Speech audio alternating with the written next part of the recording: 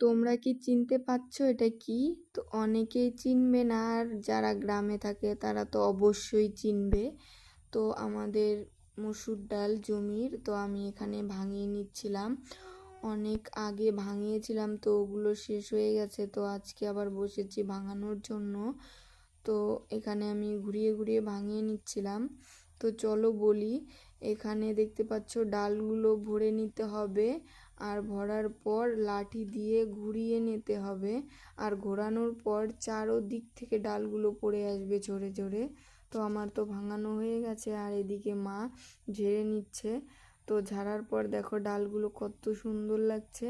তো একবার দিয়েছি, একবার দিলেই ভালো হয়, আরাম থাকে, আর দুবার দিলে তো ভেঙেই যায়।